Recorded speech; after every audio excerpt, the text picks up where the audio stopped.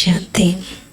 బాబా మనల్ని మనుష్యుల నుండి దేవతలుగా తయారు చేస్తూ డబల్ అహింసకులుగా చేస్తున్నారు. బాబా అన్నారు, మీరు స్థూలమైన హింస చేయరు, కానీ సూక్ష్మంగా ఒకరిని దుఃఖ పెట్టడము, కామ వికారం నడిపించటం, ఈ హింస కూడా చేయరు. మీరు సత్యమైన బ్రాహ్మణులుగా మీ జన్మజన్మల వికర్మలను యోగ అగ్నితో భస్మం చేసుకోవాలి అన్నారు. శివబాబా కూడా పిల్లల పైన ఎటువంటి శ్రమ చేస్తున్నారో ఈరోజు మురళిలో వినిపించారు. సర్వుల సద్గతి దాత అయిన బాబా సద్గతి యొక్క మార్గంలో మనందరినీ తీసుకెళ్తున్నారు. ఇది 22 ఏప్రిల్ మురళి. మీఠే బచ్చే, सर्व का सदगति दाता एक बाप है, बाप जैसी निष्काम सेवा और कोई भी नहीं कर सकता. మధురమైన పిల్లలు, సర్వుల సద్గతి దాత బాబా ఒక్కరే. బాబాల నిష్కామ సేవ ఇంకెవరూ చేయలేరు. సర్వుల సద్గతి దాత బాబా ఒక్కరే. బాబా వలె నిష్కామ సేవ ఇంకెవరూ చేయలేరు. కొందరు ఏమీ ఆశించకుండా సేవ చేస్తారు, కానీ సృష్టి నియమం ప్రకారం వారు చేసిన దానికి ప్రతిఫలం కూడా వారు పొందుతారు. ప్రతిఫలం ఆశించకపోయినా ప్రతిఫలం లభిస్తుంది. ఇప్పుడు వస్తు రూపంలో, భౌతిక రూపంలో లభించిందైతే నేను స్వీకరించను, నాకేం అవసరం లేదు, నేను చేసింది నేను నిస్వార్థంగానే చేశాను, నాకేమీ ఆశించట్లేదు నేను అని అంటారు. అది తీసుకోకుండా ఉండగలుగుతారేమో. కానీ ఇక్కడ ఫలము మనుషులకైనా, ఎవరైనా నిస్వార్థంగా చేశాను అని భావించిన వారికైనా సూక్ష్మ రూపంలో కూడా లభిస్తుంది. అది తప్పకుండా వాళ్ళు పొందుతారు. అది స్వీకరించను అని తిరస్కరించే విధంగా కూడా ఉండదు. అందుకే బాబా అంటారు, నిష్కామ సేవ ఎవ్వరూ చేయలేరు నేను తప్ప. నేను మాత్రమే మీ నుండి ఏది ఆశించను, ఏది తీసుకోను. బాబా మనకి సంగం యుగంలో ఇంతకాలం చదువు చెప్పడం వలన బాబాకి ఏమీ బెనిఫిట్ ఉండదు, బాబాకి ఏమీ ఎక్స్ట్రా యాడ్ అవ్వదు. బాబా కేవలం దాతగా సద్గతిని అందరికీ ఇస్తారు. ప్రశ్న, न्यू वर्ल्ड स्थापन करने में बाप को कौन सी मेहनत करनी पड़ती है? నూతన ప్రపంచాన్ని స్థాపన చేసేందుకు బాబా ఎటువంటి శ్రమ చేయవలసి ఉంటుంది? జవాబు, एकदम अजामिल जैसे पापियों को फिर से लक्ष्मी नारायण जैसे पूज्य देवता बनाने की मेहनत बाप को करनी पड़ती है. ఒక్కసారిగా అజామిల్ వంటి పాపాత్ములను తిరిగి లక్ష్మీనారాయణల సమానంగా పూజ్య దేవతలుగా తయారు చేయడంలో బాబా శ్రమ చేయవలసి వస్తుంది. బాప్ तुम बच्चों को देवता बनाने की मेहनत करते हैं. బాబా పిల్లలందరినీ దేవతలుగా తయారు చేసే శ్రమ చేస్తారు. బాకీ సర్వాత్మయే వాపస్ శాంతిధామ్ జాతి హై. మిగతా సర్వ ఆత్మలు తిరిగి పరంధామం ఇంటికి వెళ్తారు. हर एक को अपना हिसाब किताब चुप कर लायक बनकर वापस घर जाना है. ప్రతి ఒక్కరూ తమ లెక్కాచారములను పూర్తి చేసుకొని యోగ్యులుగా అయి తిరిగి ఇంటికి వెళ్ళాలి. అజామిల్ వంటి పాపాత్మలను కూడా లక్ష్మీనారాయణుల్లాగా పూజ్య దేవీ దేవతలుగా తయారు చేసే శ్రమ బాబా చేస్తున్నారు. అంటే మనుషులను దేవతలుగా చేసే శ్రమ చేస్తున్నారు. ఇందులో ఫిల్టరేషన్ అవుతుంది. ఎవరైతే దేవతలుగా అవుతారో వాళ్ళేమో సత్యుగంలో మళ్ళీ క్రిందకు వస్తారు. మిగతా అందరూ శాంతిధామంలోనే ఉండిపోతారు. అందరూ లెక్కాచారంలను పూర్తి చేసుకొని ఇంటికి వెళ్తారు. గీత్, ఇస్ పాప్ కి దునియా సే కై దూర్ లే చలో ప్రభు. ఈ పాప ప్రపంచం నుండి మమ్మల్ని ఎక్కడికైనా దూరంగా తీసుకెళ్ళండి ప్రభు అని పాట. ఓం శాంతి. మధురాతి మధురమైన ఆత్మిక పిల్లలు పాట విన్నారు. పిల్లలు, మీకు తెలుసు ఇది పాప ప్రపంచం. కొత్త ప్రపంచం కూడా ఒకటి ఉంది, దాన్ని పుణ్య ప్రపంచం అంటారు. అక్కడ పాపమే ఉండదు, అది రామరాజ్యం, ఇదేమో రావణ రాజ్యం. ఇస్ రావణ రాజ్ మే సబ్ పతిత్ దుఃఖీ హై. రావణ రాజ్యం ఎలా ఉంటుంది? ఇక్కడ అందరూ పతితంగా దుఃఖితులుగా ఉన్నారు. అందుకే పిలుస్తున్నారు, హే పతిత పావన, రండి మమ్మల్ని పావనంగా చెయ్యండి అని. అన్ని ధర్మాల వారు పిలుస్తున్నారు. ఓ గాడ్ ఫాదర్, రండి మమ్మల్ని లిబరేట్ చేయండి, గైడ్ చేయండి అంటున్నారు. గోయా బాప్ జబ్ ఆతే హై తో జో భీ ధర్మ హై సారీ సృష్టి మే సబ్కో లే జాతే హై. అందుకే బాబా అందరి పిలుపులను విని రెస్పాన్స్ ఇస్తూ బాబా స్వయంగా భూమిపైన అవతరించి ఇక్కడికి బాబా వచ్చినప్పుడు అందరినీ, అన్ని మతాల వారిని, అన్ని ధర్మాల వారిని తిరిగి తీసుకొని వెళ్తారు. ఈ సమయంలో అయితే అందరూ రావణ రాజ్యంలో ఉన్నారు. అన్ని ధర్మాల వారిని బాబా తిరిగి శాంతిధామం తీసుకెళ్తున్నారు. వినాశనం అయితే అందరిది జరిగేదే ఉంది. బాబా ఇక్కడికి వచ్చి పిల్లలను సుఖధామానికి యోగ్యులుగా తయారు చేస్తున్నారు. అందరి కళ్యాణం చేస్తున్నారు. అందుకే బాబాను సర్వుల సద్గతి దాత అని అంటారు. సర్వ కా కళ్యాణ్ కర్నే వాలా కహా జాతా హై. సర్వుల కళ్యాణం చేసేవారు అని అనటం జరుగుతుంది. బాప్ కేతే హై అభి తుమ్కో వాపస్ జానా హై. బాబా చెప్తున్నారు, ఇప్పుడు మీరు తిరిగి ఇంటికి వెళ్ళాలి. సభీ ధర్మ వాలోంకో శాంతిధామ్ నిర్వాణ ధామ్ జానా హై. అన్ని ధర్మాల వారు కూడా తిరిగి శాంతిధామం, నిర్వాణ ధామానికి వెళ్ళాలి.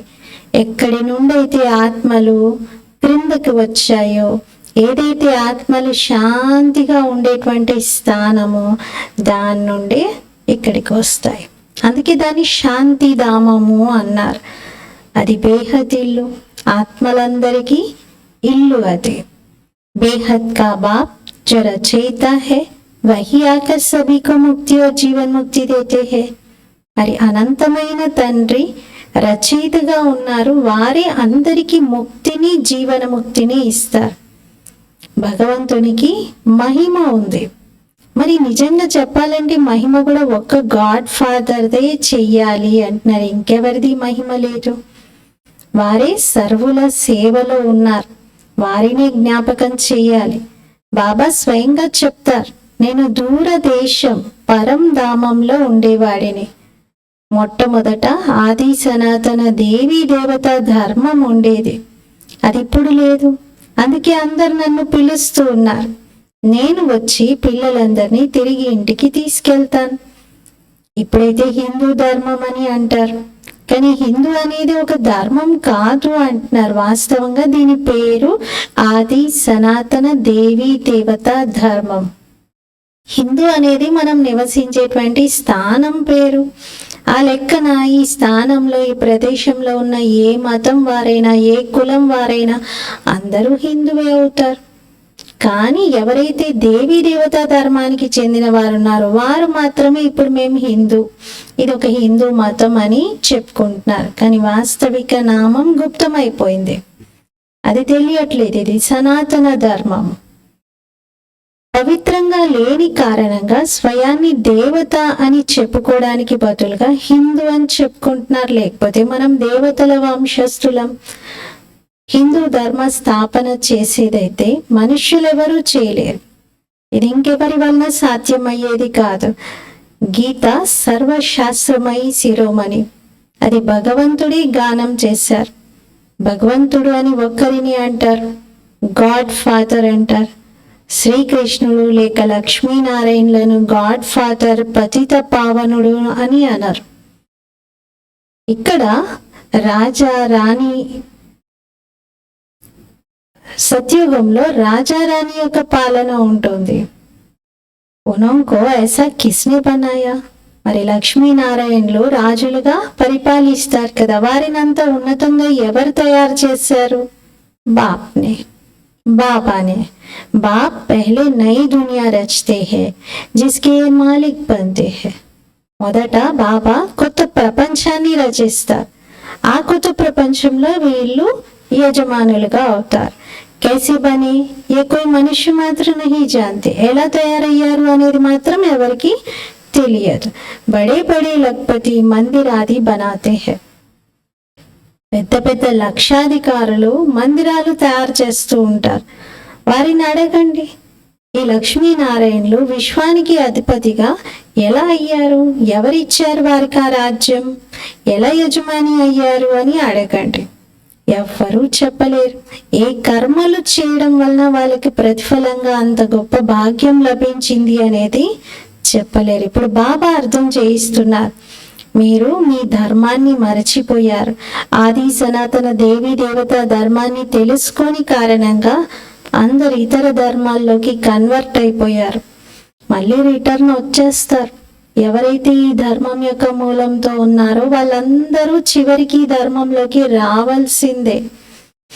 ఆది సనాతన దేవీ దేవత ధర్మమాత్మలు తిరిగి మళ్ళీ ఈ ధర్మంలోకి వచ్చేస్తారు. క్రిస్టియన్ ధర్మమాత్మలు ఉన్నారనుకోండి, వాళ్ళు మళ్ళీ క్రిస్టియన్ ధర్మంలోకి వెళ్తారు. అంటే పైనుండి క్రిందకు వచ్చినప్పుడు, పరంధామం నుండి క్రిందకు రాగానే ఫస్ట్ ఏ మతంలో ఏ కులంలో జన్మ తీసుకుంటారో వారు అదే మూలానికి చెందినవారని అర్థం. ఫస్ట్ జన్మలో క్రిస్టియన్ అనుకోండి ఎవరైనా, ఇక వాళ్ళు మధ్యలో ఎన్ని వేరే వేరే మతాల్లోకి కన్వర్ట్ అయినా సరే చివరి జన్మలో మళ్ళీ క్రిస్టియన్ అవుతారు. ఎందుకంటే పరంధామంలో సెక్షన్స్ ఉన్నాయి. సెక్షన్స్ వైజ్గా అక్కడ ఉండాల్సి వస్తుంది. ఏ ధర్మం ఆత్మలైతే పైనుండి క్రిందకి వస్తారో మళ్ళీ వెళ్ళి ఆ ధర్మం ఆత్మలు ఆ సెక్షన్లోనే ఉండాల్సి ఉంటుంది. అందుకే ఎన్ని కన్వర్షన్స్ జరిగినా లాస్ట్ జన్మలో మళ్ళీ ఒరిజినల్ ధర్మంలోకి వెళ్తారు. వాళ్ళు ఫస్ట్ ఎందులో ఉన్నారో దానిలోకి వెళ్ళిపోతారు. అందుకే ఇప్పుడు కొంతమందిని చూస్తే చాలా విచిత్రం, హిందూగా సనాతన ధర్మమాత్మగా పుట్టి కూడా మళ్ళీ వేరే వేరే మతాల్లో కలిసిపోతారు. హిందూ నుండి వేరేగా కలిసిపోతారు. లేదా కొందరు వేరే మతంలో ఉన్నటువంటి వాళ్ళు మళ్ళీ హిందూ అవుతారు. అలా ఇవన్నీ ఏంటి అంటే ఒరిజినల్గా మొదటి జన్మలో వారు ఏ ధర్మానికి చెందినవారో దానిలోకి వచ్చేస్తున్నారు. ఎందుకంటే ఇప్పుడు ఫైనల్ ఎండింగ్ డేస్ నడుస్తున్నాయి కదా. ఆది సనాతన దేవీ దేవత ధర్మం యొక్క శాప్లింగ్ వేయబడుతుంది. అందరూ వారి వారి ధర్మాల్లోకి వెళ్లాల్సిందే. వృక్షం ఇది, దీనికి 3 ట్యూబ్స్ ఉన్నాయి, ఇవి వృద్ధి చెందుతూ ఉంటాయి. ఇంకెవరు కూడా ఈ జ్ఞానం ఇవ్వలేరు. ఇప్పుడు బాబా చెప్తున్నారు, మీరు మీ ధర్మంలోకి వచ్చేసేయండి. మరి ఏ ధర్మంలోకి రావాలి? కేవలం సనాతన ధర్మం మాది, దేవి దేవతా ధర్మము అని అలా కాదు. బాబా అంటే మీ ఆత్మ స్వధర్మంలో కూడా రండి. స్వధర్మానికి కూడా దూరం అయ్యారు కదా, ముందు ఆ ధర్మంలో స్థితులు అవ్వండి అంటారు. కొందరు ఏమంటారంటే నేను సన్యాస ధర్మానికి వెళ్తున్నానంటారు. కొందరు రామకృష్ణ పరమహంస యొక్క ఫాలోవర్స్గా అవుతారు, వాళ్ళు సన్యాసం తీసుకుంటారు. ఇప్పుడు అవన్నీ నివృత్తి మార్గం, మీరేమో ప్రవృత్తి మార్గం. గృహస్థ మార్గంలోని వారు నివృత్తి మార్గంలోని వారి యొక్క ఫాలోవర్స్గా ఎలా అవుతారు అంటున్నారు.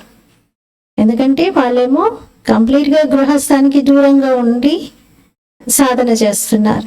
వీళ్ళేమో గృహస్థంలోని బాధ్యతలన్నింటినీ నిర్వర్తిస్తూ వాళ్ళ ఫాలోవర్స్ అని చెప్పుకుంటారు.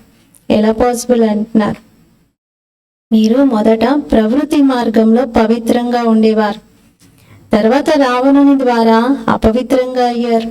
ఈ విషయాలు బాబా అర్థం చేయిస్తున్నారు. మీరు గృహస్థ ఆశ్రమానికి చెందినవారు, భక్తి కూడా మీరే చేయాలి. బాబా వచ్చి భక్తి యొక్క ఫలం సద్గతిని ఇస్తారు. అంటారు రిలీజియన్ ఈజ్ మైట్ అని. బాబా ధర్మ స్థాపన చేస్తున్నారు. మొత్తం విశ్వానికి మీరు యజమాని అవుతున్నారు. బాబా నుండి మీకు ఎంత శక్తి లభిస్తుంది. సర్వశక్తివంతుడైన బాబానే వచ్చి సర్వుల సద్గతి చేస్తారు. और कोई न సద్గతి దే సక్తే హే న పా సక్తే హే. ఇంకెవ్వరు కూడా సద్గతిని ఇవ్వలేరు, సద్గతిని పొందలేరు. ఇక్కడే వృద్ధి చెందుతూ ఉంటారు. అంటే ఇంకెవరు కూడా తిరిగి ఇంటికి వెళ్ళలేరు. అలా నాకు ఈ సిద్ధి లభించింది, నేను వెళ్ళిపోయాను, నేను వెళ్ళి దీపంలో కలిసిపోయా, దాంట్లో కలిసిపోయా అంటే నో. బాబా అన్నారు అలాంటి సిద్ధి ఎవరికీ లేదు. నేనే అందరికీ సర్వుల సద్గతి దాతను. ఇంకెవరైనా ఇక్కడే మళ్ళీ మళ్ళీ జన్మ తీసుకుంటూ వృద్ధి అవుతూ ఉంటుంది జనాభా. తిరిగి ఎవరు వెళ్ళలేరు. బాబా అంట నేను అన్ని ధర్మాలకు సర్వెంట్ని, వచ్చి అందరికీ సద్గతి దాతను, సద్గతిని ఇస్తాను. సద్గతి అంటే సత్యుగం. ముక్తిలోను శాంతిధామం అంటారు. అంటే ముక్తి ఏదైతే బాబా ఇస్తున్నారో గతి అనేది శాంతిధామం, సద్గతి అనేది సుఖధామం, అంటే సత్యుగం త్రేతాయుగం. మరి అందరికంటే గొప్పవారు ఎవరంటారు? బాబా అంటారు, హే ఆత్మలు, మీరంతా బ్రదర్స్గా ఉన్నారు, మీ అందరినీ తిరిగి తీసుకెళ్లేవాడిని నేనే, మీ అందరికీ బాబా నుండి వారసత్వం లభిస్తుంది. మరి బాబా గొప్పవాడు కదా, బాబా మనందరి పైన ఇంత శ్రమ చేస్తున్నారు, ఇంత గొప్ప వారసత్వం ఇస్తున్నారు. అందరినీ వారి వారి సెక్షన్స్ లోకి పంపించేస్తారు. మరి అందరూ వారి వారి సెక్షన్స్ లో వెళ్ళేందుకు యోగ్యులుగా కూడా అవ్వాలి కదా, ఆ యోగ్యతల్ని కూడా బాబానే తీసుకొస్తారు, యోగ్యంగా తయారు చేసి తీసుకెళ్తారు. యోగ్యత లేకపోతే శిక్షలు పొందాల్సి వస్తుంది, లెక్కాచారంలను పూర్తి చేసుకొని ఇంటికి వెళ్ళాలి. అది శాంతిధామం. మరి ఇంకొకటేమో సుఖధామం. బాబా అంటారు, నేను వచ్చి నూతన ప్రపంచ స్థాపన చేస్తున్నాను. కొంచెం శ్రమ ఉంది, భగవంతునికి కూడా శ్రమ చేయాల్సి వస్తుంది. एकदम अजामिल जैसे पापियों को आकर ऐसा देवी देवता बनाता हूँ. బాబా ఏం చేస్తారు అంటే అజామిల్ వంటి పాపాత్ములను కూడా పూర్తిగా దేవీ దేవతలుగా చేస్తారు. చాలా పాపాలు చేసినటువంటి వారిని అజామిల్ అంటారు. అజామిల్ది స్టోరీ కూడా ఉంది. బాబా అంటారు, మీరు అంత వికారిగా అయిపోయారు, పూర్తిగా పడిపోయారు, కానీ నేను మీ యొక్క ఉద్ధరణ చేస్తున్నాను, మిమ్మల్ని దేవీ దేవతలుగా చేస్తున్నాను. వామ మార్గంలోకి వెళ్ళినప్పటి నుండి మెట్లు క్రిందకి దిగుతూ వచ్చారు. 84 జన్మల మెట్లు దిగుతూనే ఉన్నారు. సతో ప్రధానం నుండి సతో సమానం, తర్వాత రజో, తర్వాత తమోగా అయ్యారు. ఇప్పుడు సంగమంలో ఉన్నారు. బాబా అంటారు, నేను వచ్చేది ఒక్కసారి మాత్రమే. నేనేమి ఇబ్రాహీం బుద్ధు శరీరంలో రాను. బాబా ఏమి ఇబ్రాహీం శరీరంలో, బుద్ధుని శరీరంలో రారు. నేను పురుషోత్తమ సంగమ యుగంలోనే వస్తాను. అందుకే ఫాలో ఫాదర్ అంటారు. బాబా చెప్తారు, మీరు ఆత్మలు, మీరు నన్నే ఫాలో చేయాలి, నిరంతరం నా స్మృతిలోనే ఉండాలి. మీ పాపాలు యోగ అగ్నితోనే భస్మం అవుతాయి. దీన్ని యోగ అగ్ని అంటారు. మీరే సత్యాతి సత్యమైన బ్రాహ్మణులు. మీరు కామచితి నుండి దిగి జ్ఞానచితి పైన కూర్చుంటారు. ఈ విషయాలు బాబానే అర్థం చేయిస్తూ ఉన్నారు. క్రైస్ట్, బుద్ధుడు, వీరినంతా ఎంతో మంది జ్ఞాపకం చేస్తూ ఉంటారు. కానీ ఆ క్రైస్ట్, బుద్ధుడు కూడా ఎవరి వైపు చూపించారు వేలు? ఎవరిని జ్ఞాపకం చేశారు? క్రైస్ట్ తన జీవిత కాలంలో ఎవరిని జ్ఞాపకం చేశాడు? ఎవరి గురించి చెప్పారు? బుద్ధుడు ఎవరి గురించి చెప్పాడు? వాళ్ళు కూడా ఒక్కరినే జ్ఞాపకం చేశారు, ఒక్క శివబాబాని. ఇప్పుడు వాళ్ళ ఫాలోవర్స్ వాళ్ళని జ్ఞాపకం చేస్తున్నారు, కానీ వాళ్ళు ఎవరిని జ్ఞాపకం చేశారు? శివబాబానే. కానీ యథార్థంగా పరిచయం మాత్రం లేదు వారికి. ఇప్పుడు మీరు ఆస్తికులుగా అయ్యారు. రచయిత మరియు రచన, వీటి గురించి మీరు బాబా ద్వారా తెలుసుకున్నారు. ఋషులు మునులు నేతి అంటూ వచ్చారు, మాకు తెలీదు అని. స్వర్గం అంటే సత్యఖండం, అక్కడ దుఃఖం పేరే ఉండదు. ఇక్కడ ఎంత దుఃఖం ఉంది, ఆయుష్ కూడా తక్కువగా ఉంది. దేవతల ఆయుష్ చూడండి ఎంత దీర్ఘాయుష్తో ఉంటారు, 150 సంవత్సరాలు జీవిస్తారు. వారు పవిత్రమైన యోగిలు. ఇక్కడ అపవిత్రమైన భోగిలు ఉన్నారు. మెట్లు దిగుతూ ఆయుష్ కూడా క్షీణించింది. అకాల మృత్యువుల ఆట నడుస్తుంది. బాబా మిమ్మల్ని ఎలా తయారు చేస్తున్నారంటే 21 జన్మల వరకు మీరు రోగగ్రస్తులుగా అవ్వరు. అలాంటి వారసత్వం బాబా నుండి తీసుకోవాలి. ఆత్మను బాబా చాలా తెలివైన వారిగా తయారు చేస్తున్నారు. ఎలాంటి వారసత్వం ఇస్తున్నారంటే ఇంకా దుఃఖమే ఉండదు. మీరు ఏడవటము, అరవటము, పిలవటం, ఆర్తనాదాలు చేయటం అసలు ఇవి ఉండవు. ఇవన్నీ సమాప్తం అంటున్నారు. అందరూ పాత్రదారులే. ఇక్కడ ఆత్మ ఒక శరీరం వదిలి ఇంకొకటి తీసుకుంటుంది. ఇది డ్రామా. బాబా కర్మ, అకర్మ, వికర్మ యొక్క గతిని అర్థం చేయిస్తున్నారు. బ్రహ్మ పగలు మరియు రాత్రి అని గాయనం ఉంది కదా. బ్రహ్మ పగలు రాత్రి అంటే బ్రాహ్మణులకు కూడా పగలు రాత్రి అని అర్థం. ఇప్పుడు మీకోసం పగలు రాబోతుంది అంటున్నారు. మహాశివరాత్రి అంటారు కదా, ఇప్పుడు భక్తి యొక్క రాత్రి పూర్తయి జ్ఞానం ఉదయించబోతుంది. ఇప్పుడు సంగమం ఉదయించబోతుంది అంటే ఏంటి? జ్ఞాన కాలం. 2 యుగాలు సత్యత్రేతాయుగాలని జ్ఞానం అంటాం. ద్వాపర కలియుగాలని అంటే భక్తి అంటాం. జ్ఞానం అంటే సత్యత్రేతాయుగాలు పగలు, ద్వాపర కలియుగాలేమో భక్తి అంటే రాత్రి. పగలు రాత్రి 2గా విభజించారు. 4 యుగాలని సమానంగా డివైడ్ చేసి చెప్తున్నారు బాబా. ఇప్పుడు భక్తి యొక్క రాత్రి పూర్తయి జ్ఞానం ఉదయిస్తుంది. మీరు సంగమంలో ఉన్నారు. ఇప్పుడు తిరిగి మీరు స్వర్గవాసిగా అవుతున్నారు. అంధకార రాత్రిలో అందరూ దెబ్బలు తింటూ ఉంటారు. చీకట్లో చూడండి, తెలియకుండానే దేనికో గుద్దేసుకుంటూ ఉంటారు, పడిపోతూ ఉంటారు, తట్టి కింద పడిపోతారు, తగిలుతుంది ఏదైనా అంటారు కూడా. అయ్యో చీకట్లో నాకు కనబడలేదు, చీకట్లో తగిలింది అని అంటారు. అలాగే కలియుగం కాలరాత్రిలో అజ్ఞాన చీకట్లో ఆత్మకి ఎన్నో గాయాలయ్యాయి. చాలా దెబ్బలు తగిలించుకుంటూ వచ్చింది ఆత్మ. Tipper B గిసాయి. బాబా మీ తలవంచి అంతటా అడుగడుగున నమస్కారాలు పెట్టి మొక్కుతూ, దేన్ని కనబడితే దాన్ని మొక్కుతూ మీ మస్తకం కూడా అరిగిపోయింది అంటున్నారు. డబ్బులు కూడా సమాప్తమయ్యాయి, జేబు కూడా ఖాళీ అయ్యింది. ఇప్పుడు బాబా అంటారు, నేను వచ్చింది మిమ్మల్ని శాంతిధామం సుఖధామానికి తీసుకెళ్లేందుకు. మీరు సుఖధామం యొక్క నివాసులుగా ఉండేది 84 జన్మల తర్వాత దుఃఖధామంలోకి వచ్చేసారు. మళ్ళీ పిలుస్తూ ఉన్నారు బాబా రండి అని.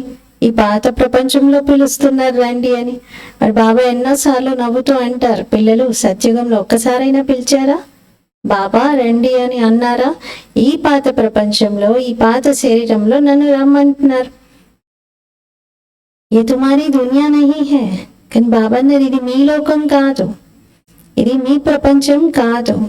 యోగ బలంతో మీరు కొత్త ప్రపంచ స్థాపన చెయ్యాలి. మీరు డబల్ అహింసకులుగా అవ్వాలి. కామ వికారాన్ని నడిపించకూడదు. అలాగని గొడవలు పోట్లాటలు కూడా చేయకూడదు. బాబా అంటారు, నేను ప్రతి 5000 సంవత్సరాల తర్వాత వస్తాను. కల్పం అంటే 5000 సంవత్సరాలే, అంతేకాని లక్షల సంవత్సరాలు కాదు. 1000 లక్షల సంవత్సరాలే అయ్యి ఉంటే ఎంత జనాభా పెరగాలి మరి. ఎన్నో గొప్పలు చెప్పుకుంటూ ఉంటారు. అందుకే బాబా అంటారు, నేను కల్పకల్పం వస్తాను. మనుషులను సంస్కరించడానికి, పరివర్తన చేయడానికి. డ్రామాలో నా పాత్ర కూడా ఉంది. బాబా గనుక రాకపోతే ఇంకెన్ని గొప్పలు చెప్పుకునేవారు, వాస్తవానికి ఎంత దూరంగా వెళ్ళిపోయేవారు. బాబా అందుకే ప్రతిసారి వస్తారు సరిదిద్దడానికి.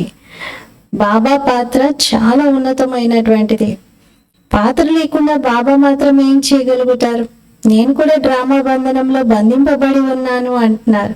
పూర్తి సమయంలో నేను కూడా వస్తాను. మన్మనాభవ అంటారు బాబా. అంటే బాబా యొక్క సమయము ఎప్పుడైతే ఆసనం అవుతుందో, టైం బాబాది ఎప్పుడైతే డ్రామాలో ఫిక్స్ అయి ఉందో ఆ టైంకి బాబా కూడా వచ్చేస్తారు. కానీ దీని అర్థం కూడా ఎవరు తెలుసుకోవట్లేదు. మన్మనాభవ అంటే ఏంటి తెలియదు చాలా మందికి. బాబా అంటే దేహంతో, దేహ సంబంధాలతో, దేహ ప్రపంచంతో అన్నిటికీ డిటాచ్డ్గా అయి కేవలం నా స్మృతిలోనే నిమగ్నమై ఉండాలి. ఇది మన్మనాభవ అర్థం. దేహము, దైహిక సంబంధాలు, దైహిక విషయాలు, దైహిక ప్రపంచం అన్నిటికీ అతీతమైపోవాలి. ఒక్క బాబా స్మృతిలో ఉండాలి. అప్పుడే అందరూ పావనంగా అవుతారు. పిల్లలు తండ్రిని జ్ఞాపకం చేయడంలో ఎంత శ్రమ చేస్తూ ఉన్నారు. ఇది ఈశ్వరీయ విశ్వవిద్యాలయం. ఇటువంటి విద్యాలయం మరొకటి ఉండదు. ఇక్కడ ఈశ్వరుడే స్వయంగా వచ్చి మొత్తం విశ్వాన్ని పరివర్తన చేస్తున్నారు. నరకాన్ని స్వర్గంగా చేస్తున్నారు. ఆ స్వర్గంలో మీరే రాజ్యం చేస్తారు అంటున్నారు. ఇప్పుడు బాబా చెప్తున్నారు, నన్ను జ్ఞాపకం చేయండి, అప్పుడు మీరు తమో ప్రధానం నుండి సతో ప్రధానంగా అవుతారు.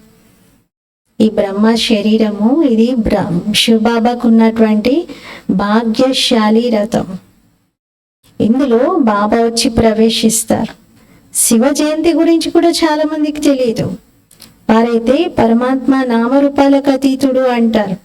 అరే నామరూపాలకు అతీతంగా ఏదైనా వస్తువు ఉంటుందా చెప్పండి?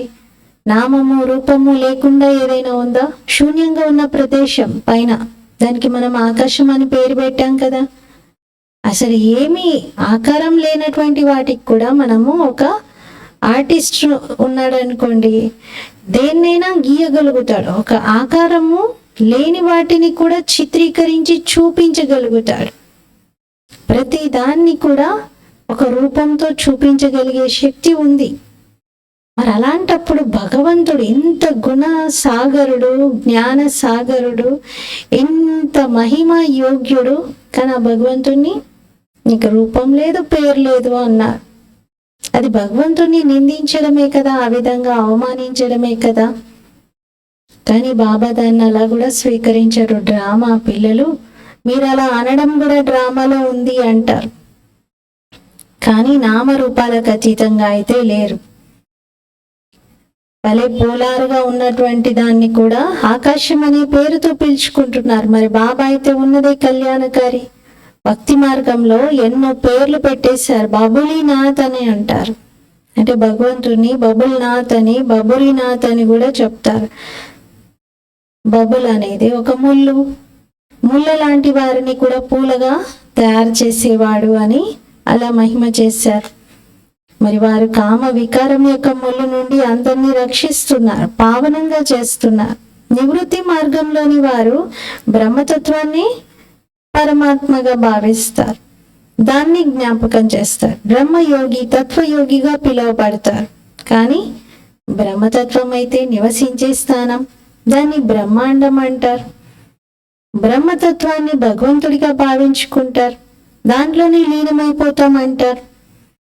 ఆత్మను వినాశిగా చేసేసారు. ఈ విధంగా నేను వెళ్ళి లీనమైపోతాను అనడం అంటే ఆత్మను వినాశిగా చేయడమే. ఆత్మ తన అస్తిత్వాన్ని కోల్పోవడం అంటే వినాశనం అవ్వడమే కదా. బాబా అంటారు, నేను వచ్చింది సర్వుల సద్గతి చేయటానికి. అందుకే శివబాబా జయంతిని వజ్రతుల్యమైన జయంతి అంటారు. మిగతా అందరి జయంతి గవతుల్యమైనదే. శివబాబా సర్వుల సద్గతి చేసేవారు. వారు వజ్రం వలె తయారు చేస్తున్నారు. వారు ఉన్నది కూడా అలాగే వజ్రం లాగా ఉన్నారు. వారే గోల్డెన్ ఏజ్ లోకి తీసుకెళ్తున్నారు. ఈ నాలెడ్జ్ బాబానే వచ్చి చదివిస్తారు. దీంతో మీరు దేవీ దేవతలుగా అవుతారు. ఈ జ్ఞానం కూడా మళ్ళీ ప్రాయలోపం అవుతుంది. ఈ లక్ష్మీనారాయణుల్లో రచయిత రచనేక జ్ఞానం ఏమీ లేదు. పిల్లలు పాట విన్నారు కదా, పిల్లలు ఎలా అన్నారు పాటలో, బాబా మమ్మల్ని ఎలాంటి ప్రదేశానికి తీసుకెళ్ళాలి అంటే అక్కడ శాంతి, సుఖము అన్నీ ఉండాలి, విశ్రాంతి లభించాలి మాకు. మరి అలాంటి ప్లేస్ ఏముంది? అది శాంతిధామం, సుఖధామం తప్ప ఇంకొకటి లేదు. అక్కడ అకాల మరణాలే ఉండవు.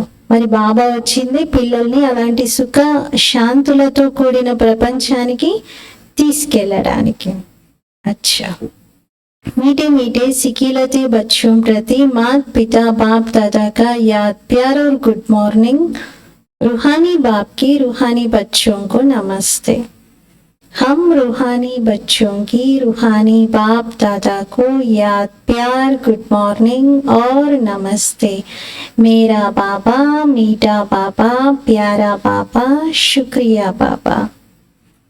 रात्रि क्लास। अभी तुम्हारी सूर्यवंशी चंद्रवंशी दोनों डिनाइस्टी बनती है. ఇప్పుడు మీ యొక్క సూర్యవంశీ చంద్రవంశీ రెండు రాజ్యాలు స్థాపన జరుగుతున్నాయి. जितना तुम जानते हो और पवित्र बनते हो उतना और कोई जान नहीं सकते. ఎంతైతే మీరు ఈ విషయాలను తెలుసుకుంటున్నారో, పవిత్రంగా అవుతున్నారో, అంతగా ఇంకెవరు తెలుసుకోలేరు, అంత పవిత్రంగానూ కాలేరు. కేవలం వింటారు బాబా వచ్చారు అని, బాబాను జ్ఞాపకం చేయడం మొదలు పెడతారు. మీరు ఇంకా ముందుకు వెళ్తే ఇది కూడా చూస్తారు. లక్షల మంది, కోట్ల మంది అర్థం చేసుకుంటూ ఉంటారు. వాయుమండలమే అలా ఉంటుంది. అంతిమంలో యుద్ధం కూడా జరుగుతుంది. మరి యుద్ధంలో అందరూ హోప్లెస్ అయిపోతారు. అందరికీ టచింగ్ లభిస్తుంది, మీ వాయిస్ రీచ్ అవుతుంది, స్వర్గ స్థాపన జరుగుతుంది అని. బాకీ సభీకా మౌత్ తయార్ హై. కానీ ఏం పురుషార్థం చేయలేరు వాళ్ళు, మృత్యు రెడీగా ఉంటుంది. परंतु वह समय ऐसा होता है जो गुटखा खाने का समय नहीं रहेगा. आगे चल बहुत समझेंगे जो होंगे. కానీ ఆ సమయం ఎలా ఉంటుందంటే మళ్ళీ ఇంకా తప్పుదారి పట్టి గుట్కలు వేసేటువంటి టైం ఉండదు. ఇంకా వచ్చేస్తారు మీ దగ్గరికి. అప్పటి వరకు తిరిగి తిరిగి ఉంటారు కదా. ఇంకా సమయంలో వినాశనము అన్ని దృశ్యాలు ప్రాక్టికల్గా కనబడుతూ ఉంటే ఇంకా పూర్తిగా వింటారు. ముందు ముందు చాలా మంది అర్థం చేసుకుంటారు. అయితే ఇప్పుడున్న వాళ్ళందరూ ఆ సమయంలో ఉంటారనేది లేదు. కొందరు మరణించవచ్చు.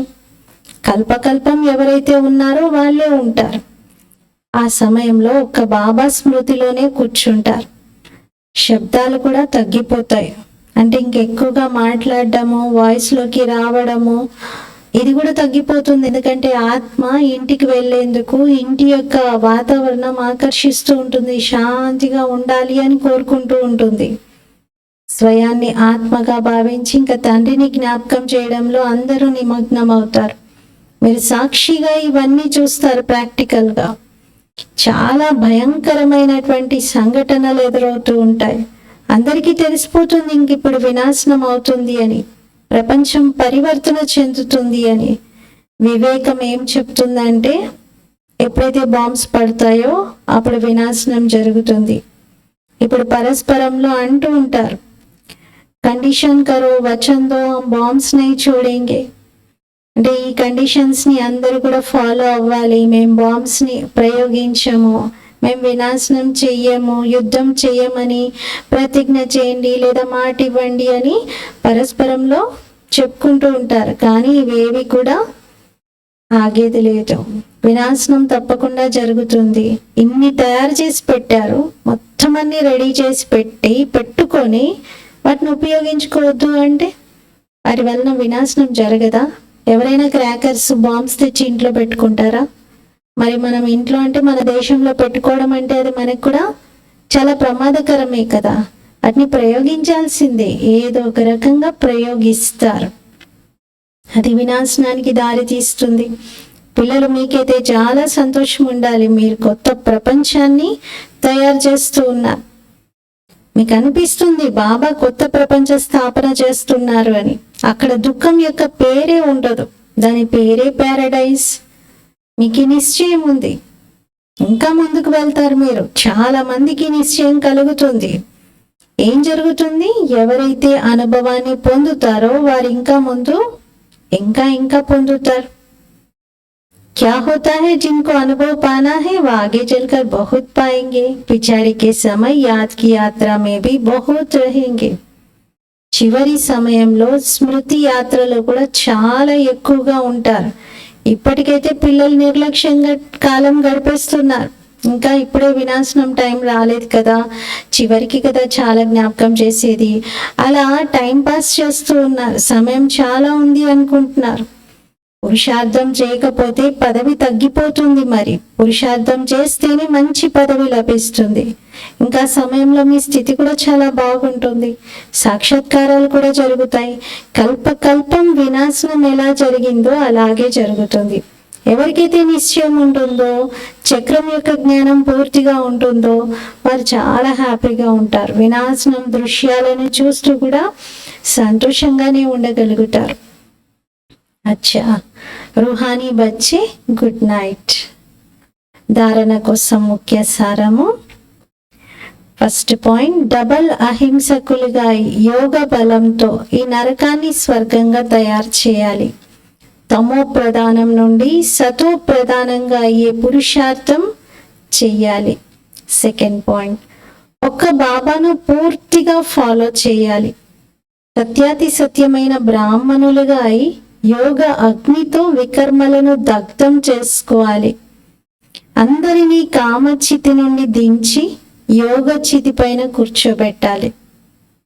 బాబా ధారణలో ఫస్ట్ పాయింట్లో డబల్ అహింసకులుగా అవ్వండి అంటున్నారు.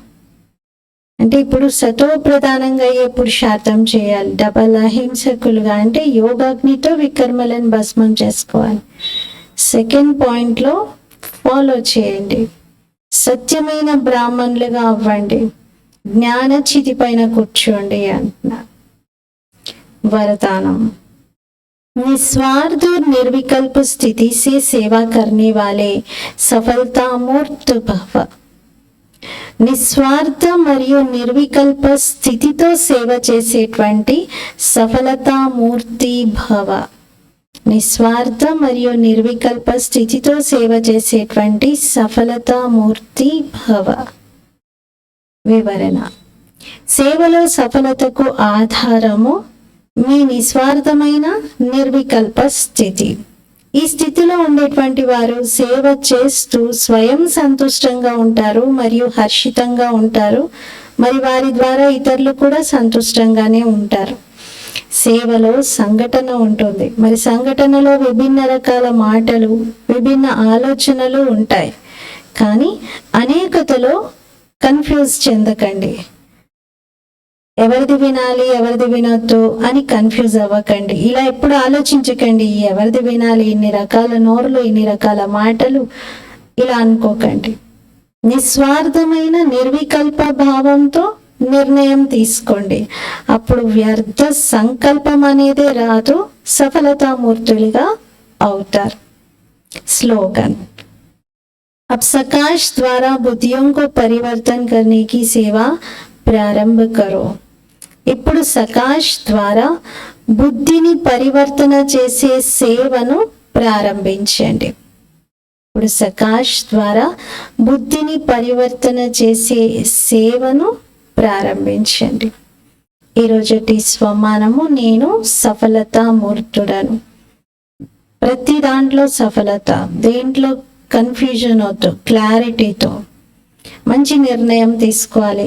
వాళ్ళు ఇలా చెప్తున్నారు, వీళ్ళు అలా చెప్తున్నారు, అసలు ఎవరిది వినాలి, ఎవరిది వినొద్దు, ఇన్ని రకాలైతే నేను ఏం చేయగలుగుతాను, ఇలా అనుకోవద్దు, విసుగు చెందకూడదు. నిర్వికల్ప స్థితి, నిస్వార్థమైన భావమును ధారణ చేయాలి. ఓం శాంతి.